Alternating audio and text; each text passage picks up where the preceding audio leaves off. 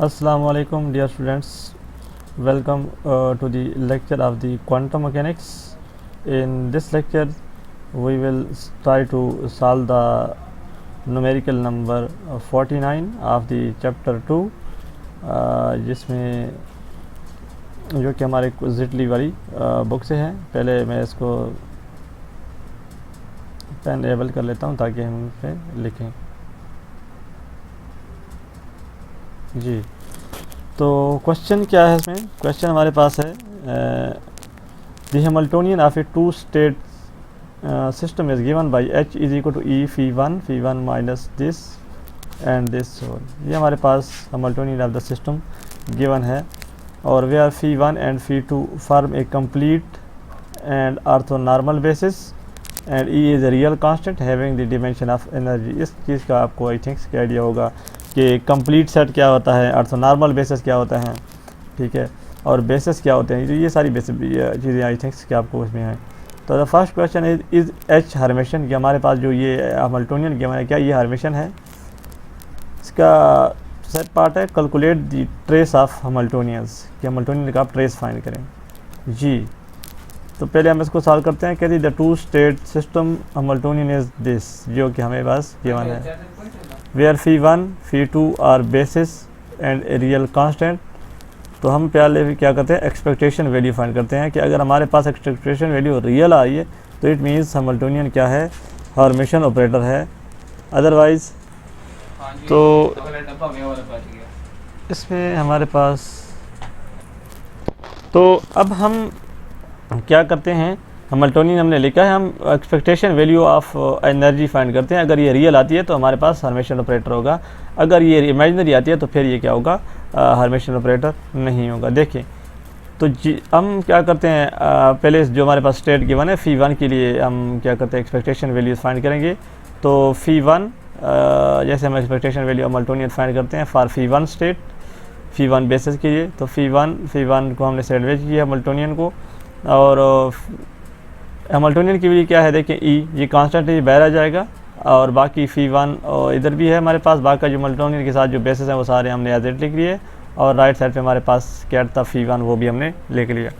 अब ये क्या होगा, ये बारी बारी सबके साथ, ये φ1 और φ1 इस तरीके से आप जो है ना इस φ1 को दूसरे के साथ, और ये आपको पता है ये ऑर्थोनॉर्मल भी है, मीन्स कि जो हमारे पास है φ1 और φ1, ये इसका आंसर क्या आता है 1।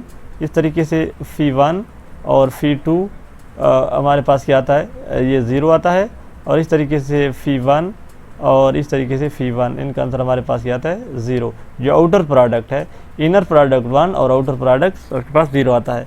तो इस तरीके से जब आप इसको एक्सपेंड करेंगे तो हमारे पास इसकी वैल्यू क्या आती है, सिर्फ एनर्जी, यानी जो फर्स्ट है वो 1 बच जाएगा, बाकी क्या हो जाएंगे, 0 हो जाएंगे।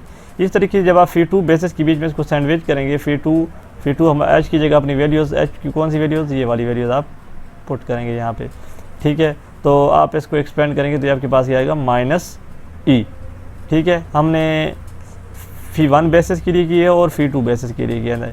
तो हमारे पास देखिए एनर्जी की जो expectation value I positive real I, तो इट मीन्स कि हमारे पास जो हर्मेशन ऑपरेटर है वो क्या है, रियल है। ट्रेस क्या होता है, trace of operator is sum of expectation values. जी, हमें इसका ट्रेस चाहिए, तो trace is the sum of expectation values होता है। तो आप एक्सपेक्टेशन जो ई है और दूसरे -e क्या होता है 0, इट मीन्स ट्रेस हमारे पास क्या आई, 0 आई। इसके बाद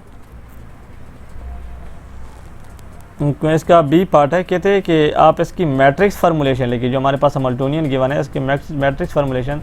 तो मैट्रिक्स फार्मूलेशन हम कैसे लिखते हैं, h इज़ इक्वल टू φ1 की बेस हैमिल्टोनियन से मैच करेंगे, φ1 और φ2 बेस में, फिर φ2 और φ1 बेस में, इस तरह φ2 एंड φ2 बेस में सैंडविच कर देंगे हैमिल्टोनियन को। तो आप इसमें यहाँ पे इसका जो आंसर आएगा वो लिखेंगे, इसका जो आंसर आएगा ये लिखेंगे, और ये कुछ मुश्किल नहीं है। देखिए ये हम ये भी पेज φ1 हैमिल्टोनियन की वैल्यू यहाँ पे जैसे आप लिखेंगे, यहाँ पे φ1, तो जैसे मैंने आपको बताया कि ये अगर आप तो नॉर्मल है, ये हैमिल्टोनियन की वैल्यू जैसे आप पुट करेंगे, हैमिल्टोनियन की वैल्यू आपको पता है जो गिवन है हमारे पास, ये वाली वैल्यू, ये सारी। तो इसमें जब आप उसको सैंडविच करेंगे तो आपके पास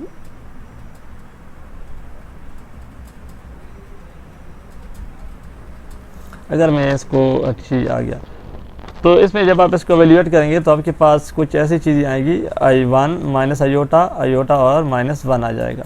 तो ये इसकी क्या है, मैट्रिक्स फार्मलिज्म है, ठीक है। अब trace is the sum of diagonal, फिर ट्रेस फाइंड करें, trace is the sum of the diagonal element, तो इसका आप सम फाइंड करेंगे तो क्या हो जाएगा, ट्रेस अगेन 0 हो जाएगा। Trace sum of diagonal elements भी होता है। ट्रेस को हम डिफरेंट वे से डिफाइन करते हैं। ये हमारे पास कुछ प्रॉपर्टीज़ है, लीनियर अलजेब्रा में आप लोगों ने इसको स्टडी किया होगा कि ट्रेस को हम ट्रेस की प्रॉपर्टी में जाके देखें तो ये सारी डिफिनेशन लिखी हुई है। तो trace of Hamiltonian is 0, it means कि जो हमने पार्ट ए में फाइंड किया है ये पार्ट बी में भी हमारे पास ट्रेस वही आ रहा है, ठीक है। इसके बाद अगर आप दोबारा देखें, जिसका अगला पार्ट है कहता है calculate the trace and compare it with this, जो हमने कर लिया। Calculate the eigen values and the eigen vector of the matrix, eigen values and the eigen vector of the, ये पार्ट्स हमारा भी रहता है। तो आइगन वैल्यूज के लिए हम क्या करते हैं, सेकुलर इक्वेशन बनाते हैं। वो ये होता है determinant Hamiltonian matrix lambda I is equal to 0, तो डिटर्मिनेंट और h की जगह h, और ये हमारे पास हमिल्टोनियन मैट्रिक्स ये आया है ना, और माइनस लेम्डा, लेम्डा की जगह लेम्डा। आइडेंटिटी मैट्रिक्स आपको पता है क्या होता है, 1 0 0 एंड 1, तो हम आइडेंटिटी मैट्रिक्स लेम्डा के साथ मल्टीप्लाई करेंगे। जैसे आप सेकुलर इक्वेशन बनाते हैं तो आप इसका डिटर्मिनेंट इज इक्वल टू 0 करेंगे तो आपके पास ये इसकी जो सिस्टम ऑफ इक्वेशन बन जाएगा। इसमें आपके पास आइगन वैल्यूज़ आ जाएंगी, यानी lambda is equal to 1, lambda is equal to 1 and इस तरीके से लेम्डा। आप दो का प्रोडक्ट लें तो आपके पास आइगन वैल्यूज़ आएंगी। कौन कौन सी तरह, ये दो आइगन वैल्यू आएगी, lambda 2 is equal to 0 and lambda 2 is equal to 2 and lambda 2 is equal to 0। तो हमारे पास इसके आइगन वैल्यूज़ दो आए, एक 2 और एक 0।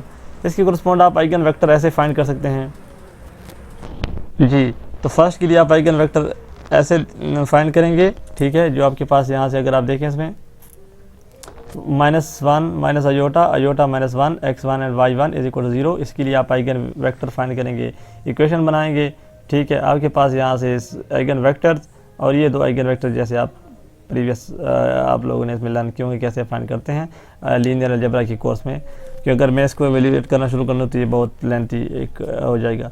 फिर इस तरीके से same procedure for the second eigen vector, second eigen value यहाँ पे पुट करेंगे, उसके लिए आप आइगन वेक्टर ये फाइंड कर लेंगे तो ये आपके पास आइगन वेक्टर आ जाएंगे जी। इसके बाद अगर सी जो पार्ट है उसकी तरफ मूव करें, वो क्या था,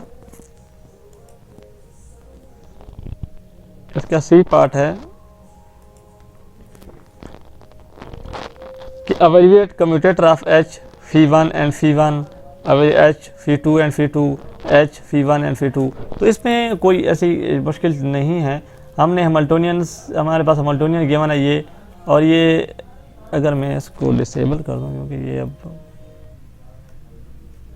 जी, तो इसमें हमारे पास phi1 एंड phi1, ये भी हमारे पास हमें पता है कि phi1 और phi1 आउटर प्रोडक्ट है, और h यानी हम इसका कम्यूटेटर लेंगे, यहाँ पे पुट करेंगे हैमिल्टोनियन की जगह हैमिल्टोनियन, phi1 और phi1 की जगह phi1।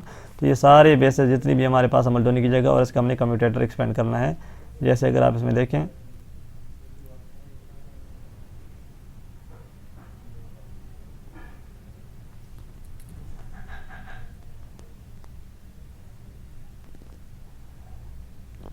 ये, तो यहाँ पे उसने क्या किया, h phi1 एंड phi1, तो h phi1 और phi2 आप पहले क्या करेंगे, A B minus B C इसको करेंगे, फिर हैमिल्टोनियन की वैल्यू पुट करेंगे तो फर्स्ट की, और इस तरीके से A B minus B C आप जो हमारे पास 0 आता है। इस तरीके से h phi1 और phi1 आपके पास 0 आ जाएगा।